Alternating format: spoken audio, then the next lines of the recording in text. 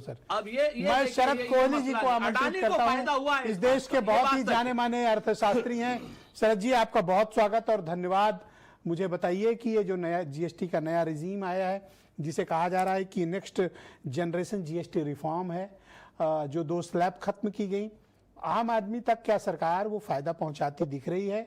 ये उत्सव बताया जाए बचत का, या फिर मीडिया में फैलाया हुआ एक माहौल? नमस्कार ब्रजेश, आपको, मेरे सह पैनलिस्ट को और भारत समाचार के सभी व्यूअर्स को। पहले तो मैं सुरेंद्र राजपूत जी को कौन से मेरे बैंक अकाउंट में अडानी अंबानी साहब से पैसा आ रहा है, मुझे भी पता लगे कौन सा बैंक अकाउंट है, उनको जानकारी है, मुझे जानकारी। आपके ऊपर आरोप नहीं लगाया। अच्छा, चलिए ठीक है, अच्छी बात। एक जनरल आरोप सर उन्होंने लगाया था, आपको नहीं कहा। मैं तथ्य पर आ जाता हूं। तथ्य यह है कि जीएसटी में जो भी निर्णय लिए जाते हैं वो जीएसटी काउंसिल में लिए जाते हैं। अंग्रेजी में शब्द होता है कोऑपरेटिव फेडरलिज्म, यानी कि जीएसटी काउंसिल में सारे के सारे राज्यों के वित्त मंत्री बैठते हैं। वित्त मंत्री महोदया उसकी अध्यक्षता करती हैं, जो केंद्रीय वित्त मंत्री हैं, और सबकी सहमति से जब रात को प्रेस कॉन्फ्रेंस हुई थी, जिस दिन ये निर्णय लिया गया था, तो एक शब्द इस्तेमाल किया गया था कि मुझे खुशी है कि सभी राज्यों के वित्त मंत्री ने इसकी सहमति दी है। तो जहां तक बात है कि अब तक लूट मचाई जा रही थी, तो कोई निर्णय जीएसटी काउंसिल में जो होता है वो सबकी सहमति से होता है, बिना वहां पर वोटिंग की पावर भी होती है। आप चाहें तो उसको वोट आउट कर सकते हैं अगर आपकी असहमति बनती है। और एक फिटमेंट कमेटी बनी हुई थी जो पिछले 1.5 साल से काम कर रही थी इस पर। उस 1.5 साल से उस फिटमेंट कमेटी में यह विचार चल रहा था, पहली बात। दूसरी बात, जब भी कोई टैक्स लॉ में बदलाव किया जाता है, मैं 35 साल हो गए मुझे इस अर्थशास्त्र की लाइन में, जब भी बदलाव किया जाता है तो आपको जो कलेक्शन पैटर्न है उसको स्टडी किया जाता है। मेरी आवाज आ रही है ब्रजेश? जी परफेक्ट आ रही है, आप बोलते हैं। आवाज आ रही है ब्रजेश? परफेक्ट आ रही है सर, गो अहेड सर। उसको अब मैं उदाहरण दे रहा हूं इनकम टैक्स एक्ट का। 1961 में ये आया था, आज वो 64 साल का हो गया, अगले साल नया आने जा रहा है। अब 64 साल में ब्रजेश कितनी सरकारें आई, कितने प्रधानमंत्री आए, कितने वित्त मंत्री आए, लगातार इसमें बदलाव होता गया। बदलाव क्यों हुआ? सवाल ये उठता है कि बदलाव क्यों हुआ? क्योंकि उस समय देश की जनता की और अर्थव्यवस्था की जरूरत थी इसमें बदलाव करना। बदलाव तो सभी पार्टियों ने किया है, कोई ये तो है नहीं एक पार्टी ने किया एक ने नहीं किया। तो अभी जीएसटी मात्र 8 साल का है, 2017 में आया था। अब सवाल ये उठता है कि लूट मचाई जा रही थी, अब तक हमसे इतने फालतू पैसे लिए जा रहे थे, आज आपको क्यों याद आया? जो सबसे बड़ा सवाल आ रहा है वो यह, मैं उस पर स्पष्टीकरण दे देता हूं। देखिए, कलेक्शन अब जाके 1,90,000 करोड़ पे पहुंची है, और मेरे पास, और मेरे ख्याल सुरेंद्र जी और बाकी भी प्रवक्ता इस बात को मानेंगे, सारे राज्यों की बैलेंस शीट है। कुछ राज्यों की माली हालत बहुत खराब है।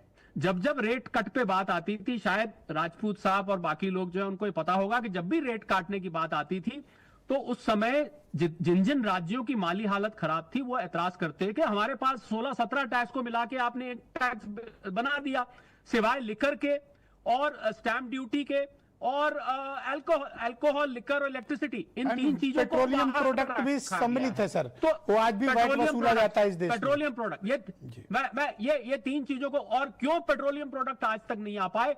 क्योंकि अगर हम पेट्रोलियम प्रोडक्ट्स को आज जीएसटी में ले आते तो राज्यों की माली हालत और ज्यादा खराब हो जानी थी। हालांकि मैं ये बताना चाहूंगा ब्रजेश कि 70% जीएसटी की कलेक्शन आज भी राज्यों के पास जाती है, 30% केंद्र रखता है। जो एसजीएसटी है पूरा राज्य के पास जाता है, सीजीएसटी में का भी एक हिस्सा राज्य के पास जाता है। अब जब 1,90,000 करोड़ ये कलेक्शन हुई तो उसमें स्पेंडिंग पैटर्न देखा जाता है कि किस आइटम पे आप कितना कलेक्ट कर रहे हैं। तो तब यह निर्णय लिया गया कि हम 2 रेट्स को अब हम छोड़ सकते हैं। अब 2 रेट को छोड़ेंगे तो हमारा उतना राजस्व का नुकसान नहीं होगा जितना हम पहले उम्मीद लगा के बैठे थे। अब ये जो कलेक्शन अब पहुंची है, पहले ये शुरू में इतनी नहीं थी, आपको याद होगा एक जमाने में 70-80 हजार करोड़ होती थी, फिर 1 लाख करोड़ आई। अब जब देश की अर्थव्यवस्था ने थोड़ी रफ्तार पकड़ी, ये कलेक्शन 1,90,000 करोड़ आई, तो ये निर्णय सम्राट चौधरी जी की अध्यक्षता में एक फिटमेंट कमेटी बनी हुई थी। सभी वित्त मंत्रियों की, मैं दोहरा रहा हूं इस बात को ब्रजेश, ध्यान दीजिएगा, सभी वित्त मंत्रियों की यह सहमति बनी कि हां, अब हम रेट काट सकते हैं 28% और 12% को अब हम छोड़ सकते हैं, क्योंकि ये एक रेवेन्यू न्यूट्रल फैसला होगा। 2 विषय हैं मेरे पास जो आम आदमी से जुड़े हुए हैं। तो जैसे कुछ खाद्य पदार्थ थे, कुछ जैसे दूध हो गया, दही हो गया, पराठे हो गए, कुछ और पैकेज फूड हो गया, इन सब पर किसी में 12% लगता था, किसी में 18% लगता था। तो 18 वाले में भी कुछ 5 को डाला गया और 12 खत्म करके 5 पे ले आए। क्या आपको ऐसा प्रतीत होता है कि जिस तरह सरकार ने कैंपेन चलाया है, इसका लाभ आम लोगों को मिला या ये सारा मुनाफे के तौर पर कंपनियां गड़प कर जाएंगी? मैं उस पे आ रहा हूं। बहुत जरूरी आपने बात उठाई, क्योंकि ये बात हमारे पहले जितने माननीय प्रवक्ता थे वो भी उठा रहे थे।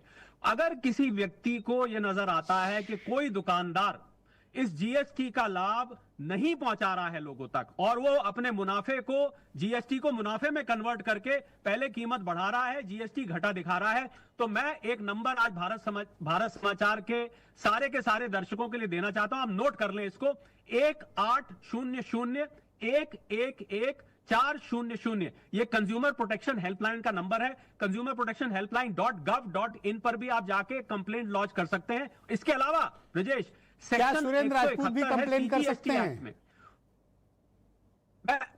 बिल्कुल। अरे सुरेंद्र राजपूत हमारे देश के माननीय सिटीजन है, क्यों नहीं कर सकते? मेरे को पूरा करने दीजिए, ये दर्शकों के काम की बात है। 171 सेक्शन है सीजीएसटी एक्ट में, वो ये कहता है कि अगर कोई व्यक्ति प्रॉफिट बना रहा है जीएसटी की आड़ में, तो उसकी आप एंटी प्रॉफिटेरिंग के अगेंस्ट उसकी कार्रवाई की जा सकती है। देखिए, इतना बड़ा देश है ब्रजेश, इतना विस्तृत देश है, कश्मीर से कन्याकुमारी, गुजरात से लेकर अरुणाचल तक इतना फैला हुआ देश है कि एक एक दुकानदार वहां क्या हेरा फेरी कर रहा है। पर कुछ दिनों में मुझे लग रहा है अगर किसी दुकानदार ने आज नहीं भी बेनिफिट दिया है, आपको कुछ दिनों में आता दिखेगा, क्योंकि ग्राहक जैसे जैसे जागरूक हो रहा है, लोग दुकान पे जाके तो सर एक शार्प क्वेश्चन है सर, और उसका एक छोटा रिप्लाई दीजिए। क्या आम आदमी को इस नए टैक्स जीएसटी रिजीम का फायदा है या नहीं?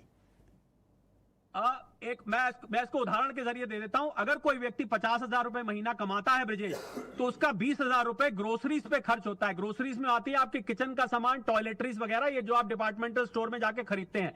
20,000 रुपए आप खर्च करते हैं, अब आपको 18,000 खर्च करने पड़ेंगे। और अगर आप fridge, TV, AC, car, motor bike कुछ खरीदते हैं, तो आप और ज्यादा बचाएंगे। हर व्यक्ति, देश का 145 करोड़ लोग जीएसटी देते हैं। पैदा होता बच्चा भी डायपर और बेबी फूड के लिए पता नहीं सुनील साजन और सुरेंद्र जी या राकेश त्रिपाठी ये टीवी फ्रिज क्यों नहीं बदल लेते हैं अपने? अब सस्ता हो गया, इन्हें बदलना चाहिए। बिल्कुल। और आप 35,000 रुपए का एक स्प्लिट एसी आता है ब्रजेश, अब उसकी कीमत 31,500 रुपए है। Thank you sir. थोड़ा सा